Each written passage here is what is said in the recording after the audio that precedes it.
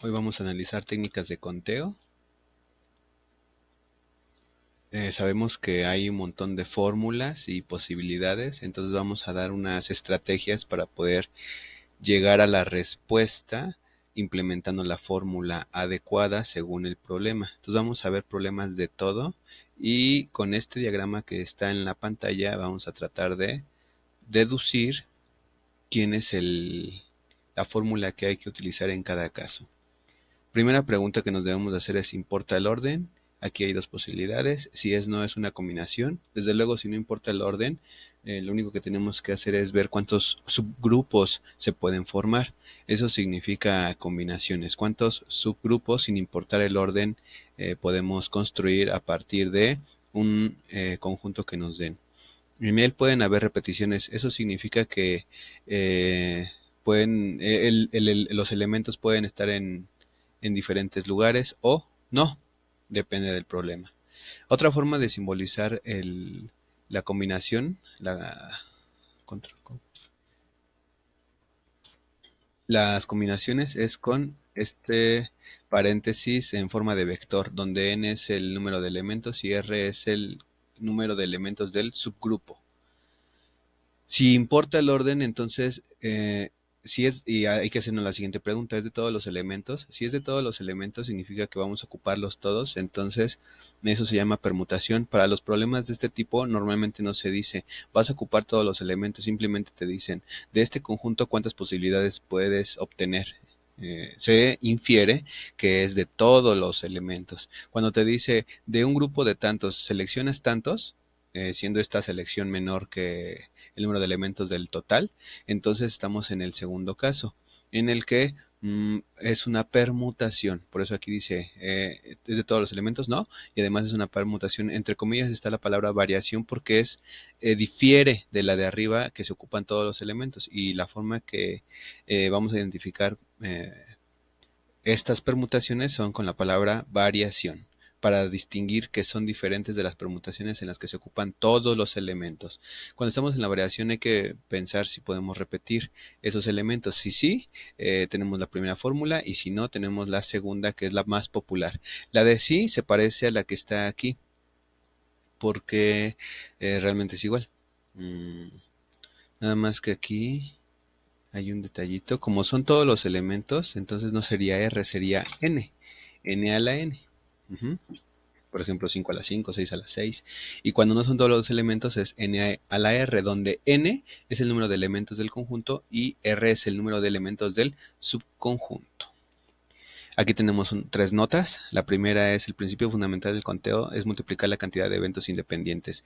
Eso es cuando tenemos, por ejemplo, un problema que dice 3 playeras con 4 pantalones. Entonces, ¿cuántas posibilidades tenemos de vestirnos? Si son 3 playeras y 4 pantalones, hay que multiplicar 3 por 4, que nos da un total de 12. Eso es lo que dice en un ejemplo el principio fundamental del conteo.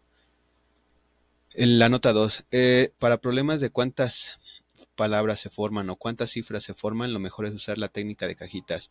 Es decir, en lugar de ocupar la fórmula o ver qué fórmula vamos a utilizar de estas que están aquí, lo mejor es hacer unas cajitas que ejemplifiquen cuántas posibilidades tiene cada entrada y multiplicar todas esas entradas. Ahorita vamos a los ejemplos. En la nota 3, permutación con M1, M2, hasta lo que sea necesario, elementos repetidos.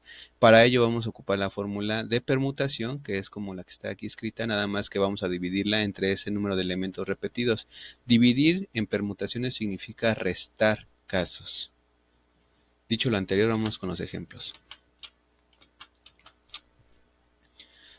No importa qué palabra utilice el problema, tenemos que enfocarnos a lo que solicita. Puede decir combinaciones, posibilidades, formas, variaciones, etcétera. Son muchas palabras que significan lo mismo en el caso en el que se lo escriben, no para matemáticas, no para la técnica de conteo, pero sí cuando lo enuncian. Entonces hay que estar alerta en lo que nos piden. Por ejemplo, ¿cuántas placas se pueden formar con 2 letras y 3 dígitos o números? En este caso, si se dan 2 placas, entonces con la técnica de cajitas vamos a colocar 2 entradas. Esta es una y aquí está la otra. Y luego dice que son 3 dígitos, entonces colocamos 1, 2, 3. En total son 5 entradas. Para la primera placa podemos poner una letra que una de las 26 letras que hay, entonces podemos poner 26. Para la segunda placa podemos poner también cualquiera de las 26 letras del abecedario. Si nos dijeran aquí que no se deben de repetir placas, entonces en lugar de haber aquí un 26 debería de haber un 25. Los dígitos, lo mismo. Para el primer dígito podemos ocupar de los 10 disponibles. Para el segundo, como no hay ninguna restricción, hay que ocupar de los 10 disponibles. Si nos dicen que no repitamos, entonces deberíamos de poner aquí un 9 y aquí en la siguiente entrada un 8. Pero como no es el caso, entonces es un doble 26 y un triple 10. Vamos a hacer la operación. 26 por 26 por 10 por 10 por 10 da un total de 676,000. Vamos a ponerlo aquí.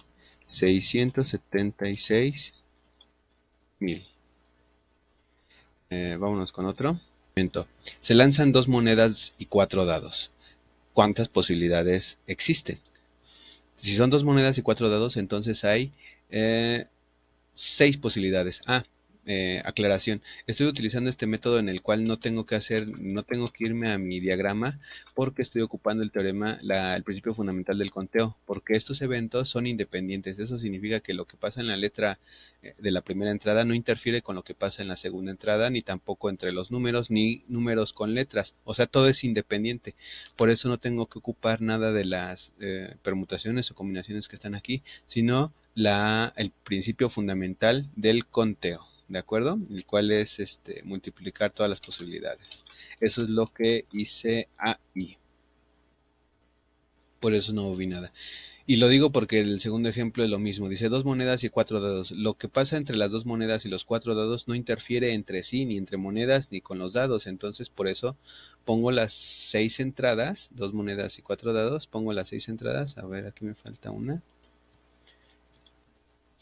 Y pongo las posibilidades en cada caso. Cuando se lanza una moneda hay 2 opciones, cuando se lanza otra moneda hay 2 opciones, si se lanza un dado hay 6 opciones, si se lanza otro dado hay 6, se lanza otro dado hay 6 y otro más, también son 6. Entonces, ninguno de esos eventos está interconectado, por lo cual solamente hay que multiplicar todas estas posibilidades. Entonces lo que estoy ocupando ahorita es el principio fundamental del conteo.